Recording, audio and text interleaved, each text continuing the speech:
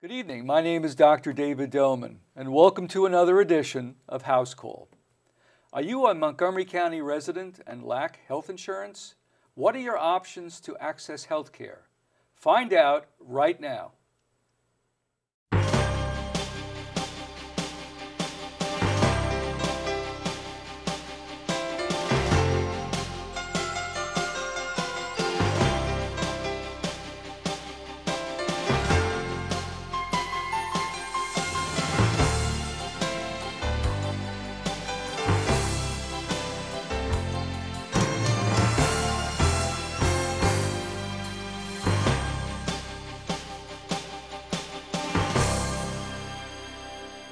My guest tonight is Mary Joseph, a project coordinator for the Primary Care Coalition. Ms. Joseph, welcome to Housecall. Thank you for having me here. Briefly tell our viewers about your professional background. My professional background is in nursing. I was trained as a nurse, but spent most of my career in psychiatric and mental health nursing. So it was quite a change when 8 years ago I decided to leave the for-profit psychiatric world and move into the non-for-profit world. When I started, I was looking at different options, and PCC intrigued me. Being a nonprofit, I liked what they said, and so 8 years ago I took a job with them, and when I got there, I was amazed because the people there not just talk the talk, they walk that walk. They are dedicated people who really want to serve the underserved in our community, from our client specialist to our president, Leslie Graham. So that's why I stayed there 8 years and continue to stay there.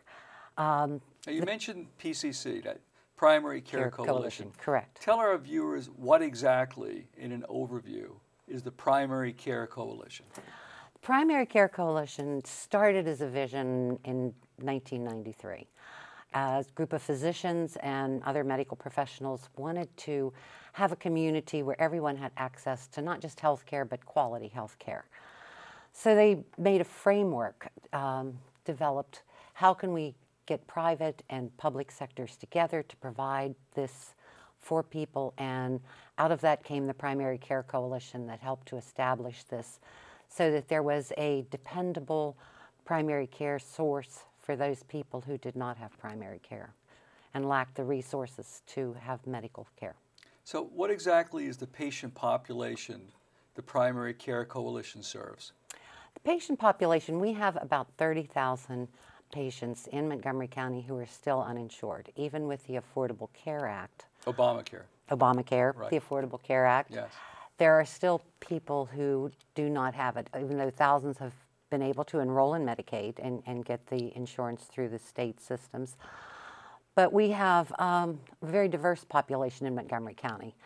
So you might have, for example, someone who has a green card but hasn't been here 5 years and isn't eligible, or an elderly parent who's come over from the country to stay with their adult children who isn't eligible for Medicare, and so they need insurance. And then recently, we have had children from Central America who are fleeing violence, and they're not eligible yet for the M-CHIP. So there are still some cases where we still do have needs, and who Montgomery County, who 10 years ago decided that they were going to provide these services for their residents who did not have insurance, has kept this up. And so there are primary care, some specialty care, and pharmacy care for these patients.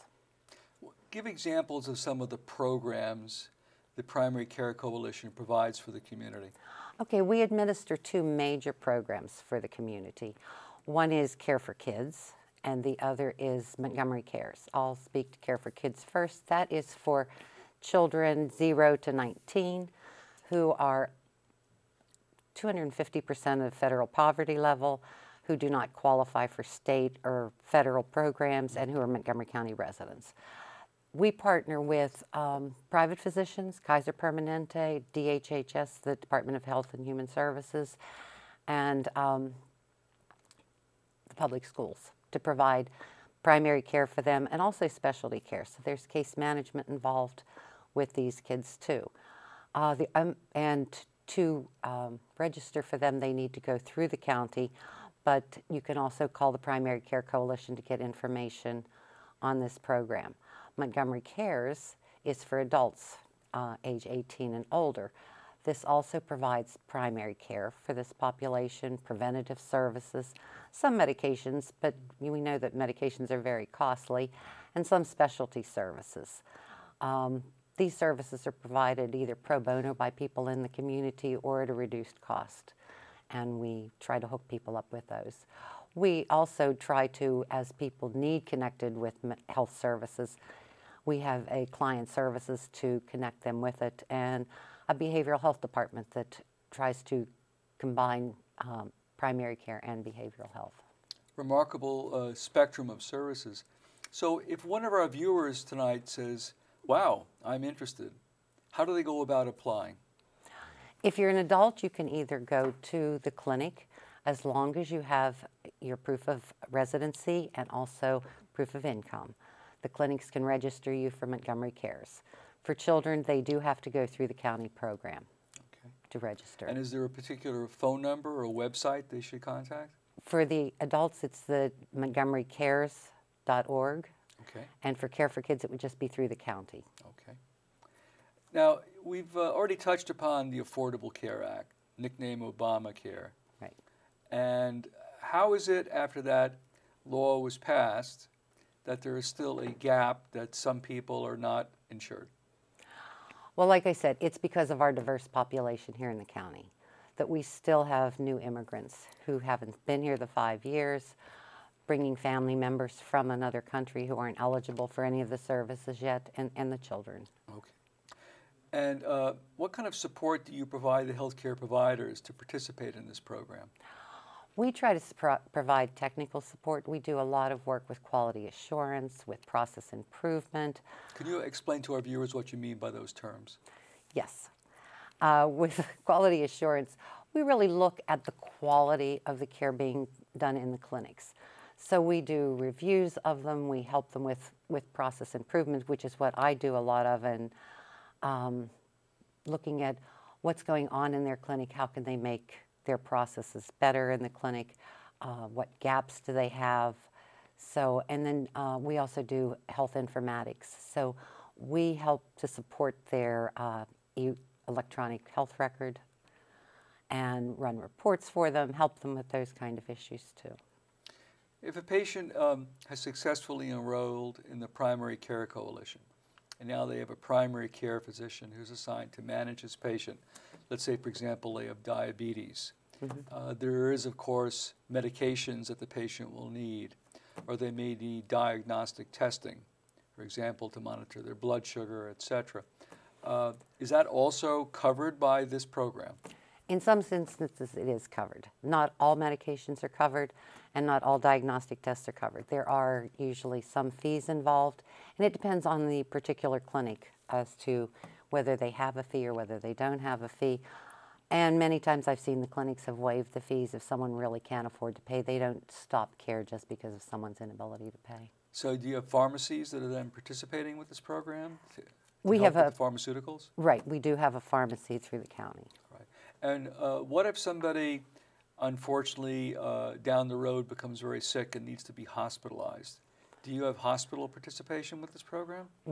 It's really not for hospital participation. Those usually come out of charity care for the hospital. Okay, but hopefully with access to primary and preventative care, you can preempt a lot of hospitalizations. Right, and we now participate with the cancer program for the state. The state did have cancer funds, not huge amounts, but did have them, and the county didn't take advantage of them before. Now it's going through the Primary Care Coalition, so that if someone does have cancer and needs some help with their treatment, we can go through the state to get some of these funding. We also help people to try to get funding if they have breast cancer, or I work with Charlene if someone would have colorectal cancer. So there are certain things that we can do, even like with specialist visits, and it depends on the specialty, how much resources that we can have. There's limited funding for it, so it's not just like everyone can see a specialist. But the clinics are getting more and more specialists in-house that can help with these patients. And you mentioned breast cancer, and we'll touch upon later, of course, with our next guest, colon cancer screening. are there any other cancers that you help to screen for? We do. We screen also for cervical cancer. So the three major screenings that we do are breast, cervical, and colorectal. Now the county has started to fund breast mammograms and colorectal cancer screenings, so that has been really helpful in getting our screening rates up. What about screening for skin cancer and prostate cancer? No, there is no screening for that. The state has stopped because of the guidelines on prostate cancer, and I know there's been a big discussion on that. Yeah. And skin cancer, there are places, like the hospitals will have screening days for skin cancer, but there is no routine screening for skin cancer. Now, let's circle back to the development of the Primary Care Coalition. What kind of collaboration is there between public and private partnership? Collaboration is one of the major things that we do, is bring people together to share ideas, to share best practices. To give you an example of it, when I first started there, I was working on a program to increase mammograms. And we worked with the Women's Cancer Control Program. Midway through the year, because of funding, they had run out of funds. So what we were able to do, and this was 8 years ago, was bring the hospitals in and say, look, we still need to get the people screened. Let's work together. Let's work with the Women's Cancer Control. Let's get Adventist Healthcare. Let's get Holy Cross. Right. Let's get Suburban. Everyone chip in a little bit and we'll get this moving. And we were able to do that. So we are ones to really bring a lot of people together. Our president, Leslie Graham, we have a Nexus Montgomery where she's brought all of the hospitals together who are really trying to look at readmissions and making sure that those who are 65 and older are getting good care with case management. So that's really one of our strengths, is pulling people together. Have you actually worked with private companies such as Marriott, which has a big presence in Montgomery County? Not really with that kind of, I haven't personally worked with them. Okay. If somebody wants to get involved to help out with the Primary Care Coalition, is there a volunteer program? We will always try to work in with volunteers. We look for physicians, especially specialists and pediatricians, who want to donate some time, either pro bono or, like I said, at a reduced rate. We will always welcome donations.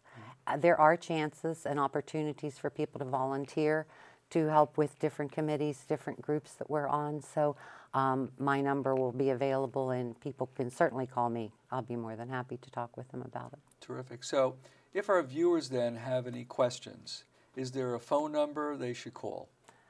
If they have questions on our interview, they can call me at 301-628-3458.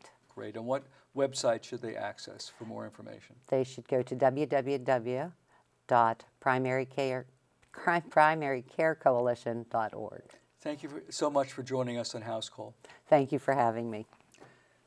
We're going to pause briefly for a public service announcement. When we return, my next guest will be Charlene Holt, Director of the Montgomery County Cancer Crusade. We'll be right back. If you want to be a parent, it doesn't matter how you play or even what you wear. You just need to be there. Thousands of teens in foster care don't need perfection. They just need you. We're back. My guest this evening is Charlene Holt, Director of the Montgomery County Cancer Crusade. Ms. Holt, welcome to Housecall. Thank you so much for having me, Dr. Doman. Great to have you back, I might mention. So briefly tell our viewers about your professional background. Okay, well, I'm a registered nurse, and my background has always been in public health, but way back in the day, I was working mostly with mothers and children. When I relocated to Maryland in 1995, I started in public health, and in 2001, happened upon the Montgomery County Cancer Crusade, and that's where I've been ever since. Very nice. So the Montgomery County Cancer Crusade, what exactly is its mission? Actually, the mission is for cancer prevention, education, screening, and treatment. And we actually started back in 2000 is when the program actually got underway. And we were funded by the state of Maryland because one of the attorney generals of Maryland and other other states decided to sue the major tobacco companies to recover Medicaid funds that were cancer-related. And with the money that we received in Maryland, we decided that we wanted to concentrate on cancer prevention and screening. Very good. Do you anticipate that funding is going to be a long-term availability? We do. Well, when originally it was a 10-year settlement, and so it has. We're now in our 16th year. Very good. So yeah, I'm anticipating that we will keep going because we're doing really wonderful things, I think, in this county. Now, which cancers are you specifically funded to screen for? Okay, well, we screen for colorectal cancer. However, like I said, we're a prevention and education treatment program as well. So we screen for colon cancer, but we also educate for breast, for cervical, colon cancer, of course, prostate. We do lung cancer, skin cancer, and what am I forgetting? Ovarian? Right? Ovarian cancer. Yes. So yeah, those are the ones that we, the major ones. yeah, the major ones that we educate. But screening, we only screen for colorectal cancer in my program. How does somebody qualify to participate with either the educational program or the screening for colon cancer? Well, to be screened for colon cancer, you have to be, of course, a resident of Maryland, of Montgomery County specifically, because each county in Maryland has their own funds. So you have to be a Montgomery County resident. Right. You have to be 50 years or over, or have a family history of colorectal cancer. You have to meet eligibility requirements, and that's really it.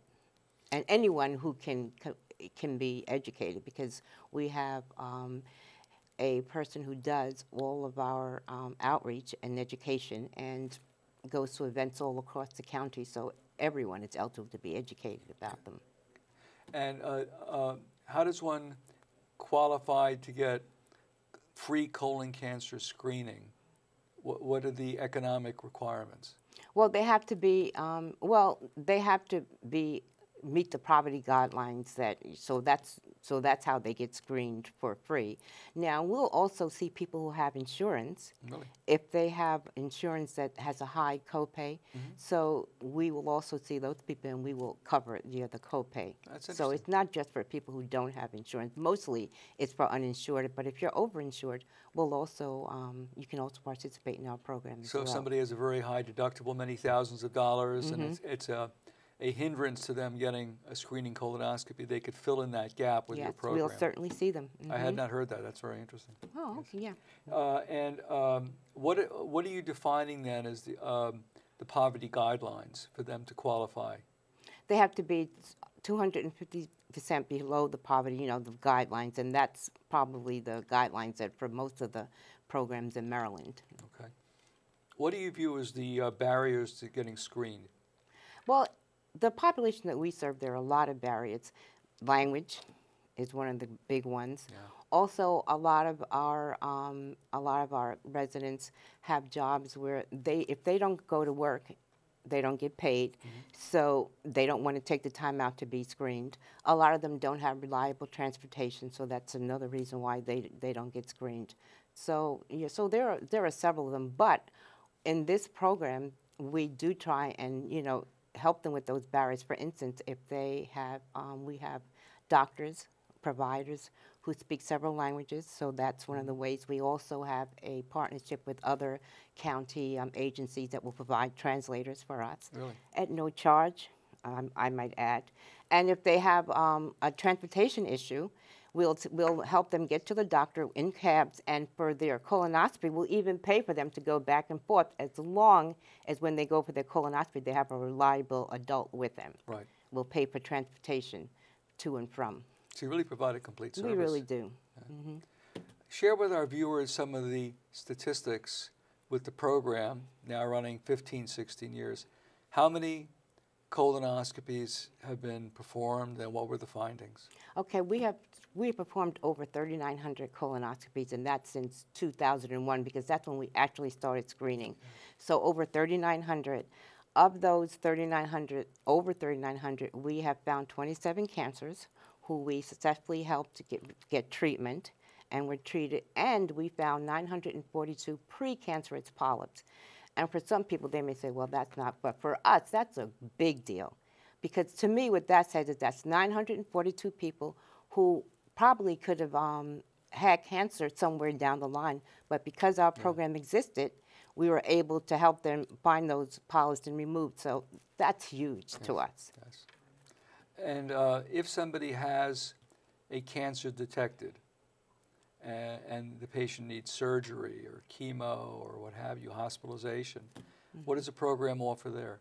Okay, so we do offer some treatment. Now, we don't really have funds for treatment per se, but we do have funds to, for surgery, and we do like pre-surgical testing. But if we have a patient who's eligible for like Medicaid, as soon as that cancer is discovered, we really try and navigate them to get the Medicaid. For the ones who aren't eligible, and there a lot of times they aren't, we rely on, I always say, the kindness of our partners. Hospitals will write off the cost of their hospitalization. Really? Anesthesia will sometimes write off their, doctors will accept, lower rates as payment. So it really, we just don't, leave them hanging. There's a collaboration that we have with a lot of providers and hospitals and other agencies in Montgomery County that really allows us to provide treatment and follow-up care. It's just really marvelous. Now, in the opening half of the show with Mary, we did discuss the Affordable Care Act, Obamacare, which of course has now provided coverage for millions of Americans. What effect has that program had on the Montgomery County Cancer Crusade? Unfortunately, it hasn't really had a big effect on us because there in Montgomery County, the population is so diverse. For whatever reason, there are still a lot of people who aren't eligible for affordable health care. So we're still able to see all those people. So our numbers haven't changed, and we haven't, saw a decrease in screening. Now, I know no other jurisdictions in Maryland have, but in our jurisdiction, we really haven't noticed that there has been a drop in the number of screenings. Now, I know one of the big concerns nationally has been recent data that suggests that there are, unfortunately, healthcare disparities between different patient populations, and in particular minorities may have healthcare disparities. Share with our viewers what some of that data is. Okay, well, although we have made really great strides in lowering those disparities since this program, there's still, especially in the area of breast cancer. We were at a conference recently, some of my colleagues and I, and we knew that there were these disparities in breast cancer because for whatever reason, even though there are a lot of programs out there, people aren't just accessing, they're just not accessing the programs. But although, like I said, we knew this, we were shocked to hear that the numbers in Montgomery County and Prince George's County, which is our neighbor, how the disparities between women, especially African-American women, getting mammograms and treatment. And we were just appalled by it. So that day, one of my colleagues, she was like coming out of her chair. We literally had to hold her in her chair because we were just so outraged by this. So we have decided to start a task force because we really want to try and address, because in a county like Montgomery County, that has so much diversity and so many different programs out there, there's really no need for those disparities to exist. So we've decided to start a task force, and we're going to try and address with those disparities, why they're still existing in this day and age. And we had our first meeting last month, and we have another meeting next month, I believe, in September in Holy Cross. And so we have primary care doctors who are coming to the table. We have Prince George's County. We have, of course, Montgomery County. We have oncologists and gynecologists. We have a lot of, and all the hospitals. So we are really hoping that this year we can really make a dent and change those numbers. Now, besides the disparity with breast cancer screening, are there any other healthcare disparities you'd like to point out to our viewers? Any other cancers or disease states? Well, colorectal, they're still in colorectal. Like I said, we still are seeing also in African-American population that there's still such great disparities. People aren't being screened, or if they are, they're being screened at a much later time, whereas the cancer is so, already advanced. So that's another thing, like I said, that we're working on. We have what we call we have a coalition.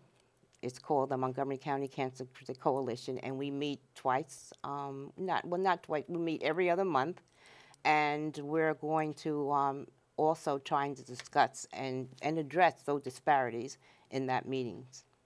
Now, the healthcare disparity is partly, of course, to less convenient healthcare access, and happily, your program in Montgomery County is expanding access. Exactly. Do you think part of the problem, though, is that for many patients, they simply are not aware adequately of all the programs that are available to them? And, absolutely. And, we have outreach workers. We have a program specialist who does a lot of outreach and goes to, to go to schools, go to churches. There are different health fairs around the area that she goes to. But the numbers in the past, I'd say, few years have decreased. So there are people who just still don't know that even that the Montgomery County Cancer Crusade exists, and we've been there for 15 years. So I think a lot of it is just people just don't know what programs are out there. Well, hopefully your interview tonight will help improve that communication gap. I'm hoping so. So if our viewers have any questions, first of all, how can they enroll in the program? Well, they can call 240-777-1222. That's the program, the main number of the program. And any questions they have, they'll be answered. We have bilingual people who answer the phones, and so, or they can go to our website. It's montgomerycountymarylandmd.gov. And then once you get in there, you put in cancer screening, and the cancer screening programs that exist in the county will come up. And once you access the program, either by phone or on the website, what is actually the application process involved? Well, you can come down to our office and you fill out what we call eligibility requirements, and you have to bring proof of address. Of course, you have to bring proof of income, and it could be, if you're on Social Security, you can have an entitlement letter, or if it's a job, you can bring pay stubs and a picture ID. And then how long does the application process take before you're approved? Right there and then, the same day. Instantaneous? Instantaneous. So if you come on Monday, you'll be leaving Monday with an appointment to see a doctor. Remarkable. Charlene Holt, thank you for joining us in Housecall. Thank you so much for having me again, Dr. Doman. My thanks to this evening's guests. My thanks to my terrific team here at the station. But most of all, thanks to you, the viewer, for making Housecall the success it has become. We've actually, in response to your request, increased our broadcast schedule from just twice per week to 5 times per week. You can find our primetime broadcast schedule at the station website, mmctv.org. Tell us how we're doing. If you have any suggestions for future programming, you can reach me at my practice website, montgomerygastro.com. As for our next show, it's going to be a fascinating one. Dr. James Zhu, an oncologist practicing both at the NIH and in private practice in Montgomery County, will provide insights into exciting new treatment options for lung cancer. It's going to be a fascinating show. See you then next time for another edition of Housecall. Good evening.